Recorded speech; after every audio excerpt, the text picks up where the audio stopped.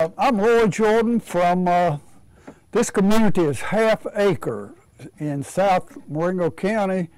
I live in Demopolis, have properties throughout the county, but this is where I enjoy being most every day.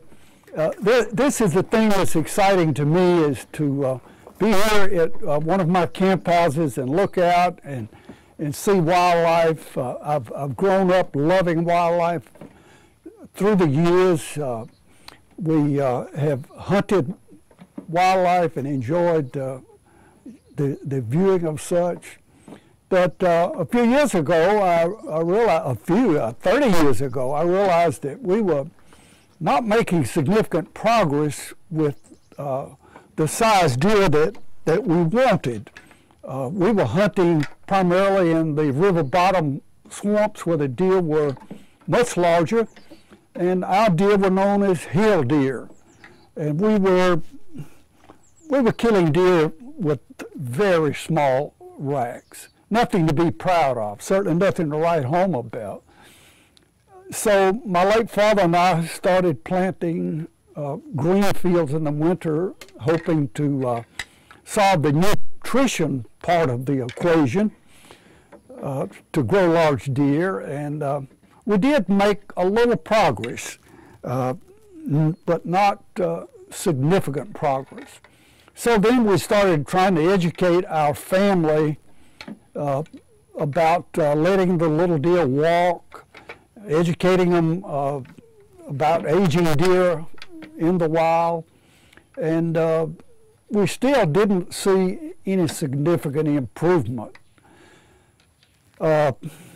Having studied animal husbandry at Auburn and a registered Hereford breeder, I was very familiar with genetics, having had courses in genetics, and decided that that other part of the equation had not been explored. At least I had not explored it.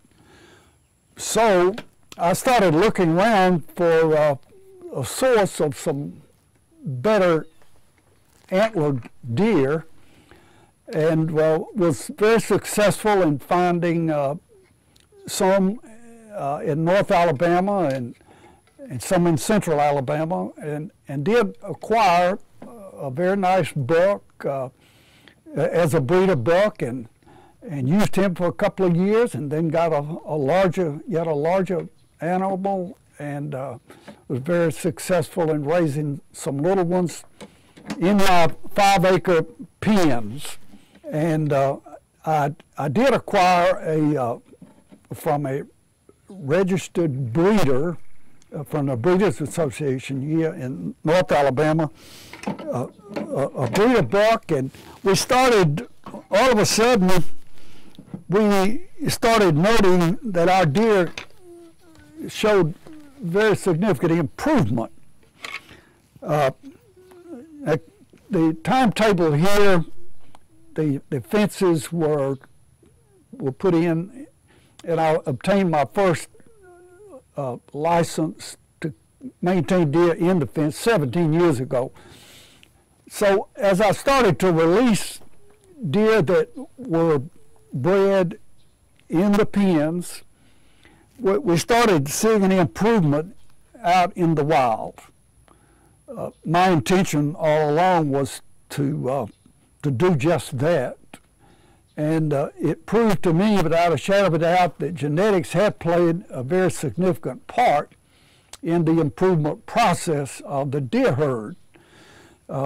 Since that time, and during the last 17 years, I have released probably 20 deer into the wild, and we, on the 2,600 acres that we hunt and maintain, we kill about 20 deer a year. About half of those would be bucks and half does. And we're very pleased with both the members of my club, myself, my family, very happy over the success that we've attained, which really, as you look back, it came pretty easy. It was nothing of great significance or cost. It was a real education for us, and I take delight in sharing with other hunting clubs in the area. First of all, to plant all the green fields that you can plant, all you can afford, and then to let them walk. And this whole idea and concept that is being explored now to enlarge the herd within the county, I think that the time is ripe. I think the time is now.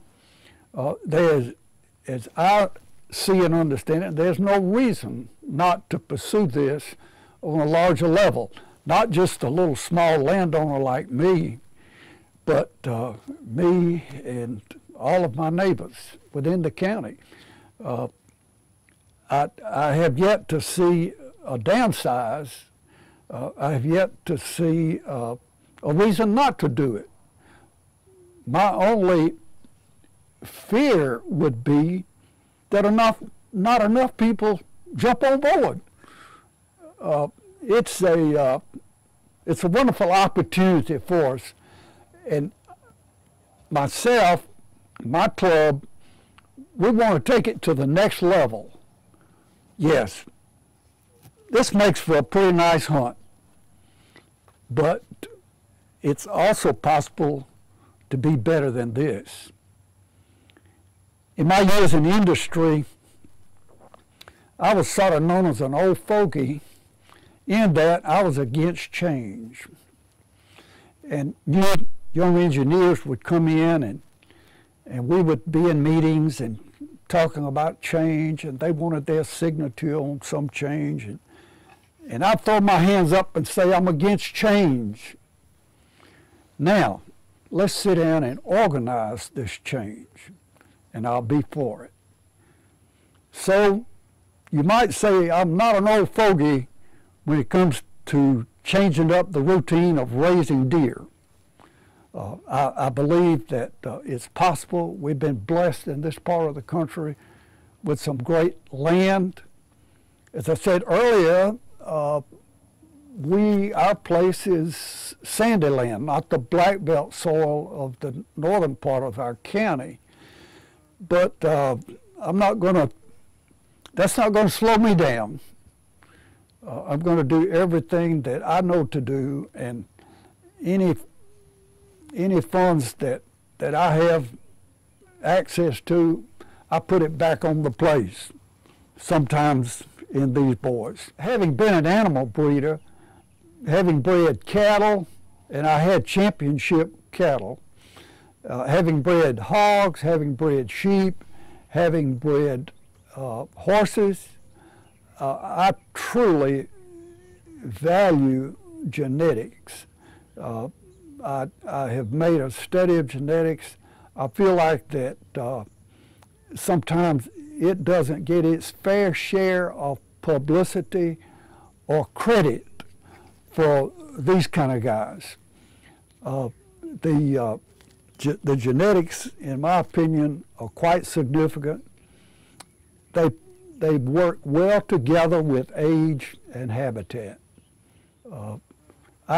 Some people at night can't go to sleep and they count sheep. I count big bucks. You know, they're everywhere. I will offer this. I don't hunt them anymore. I just love them. I just love to see the pictures. I love for my family and my friends to score. I just want them to score with some bigger guys than these. 8 and 10 points are good. 12 to 14 points would be better. And also, we'll continue to work on nutrition by way of increasing body weight. Our biggest bucks these days, 190 to 200 pounds, and that's pretty good for sandy type soils. but I know there's some that in the area north of us that they press the scales down a little bit more than that.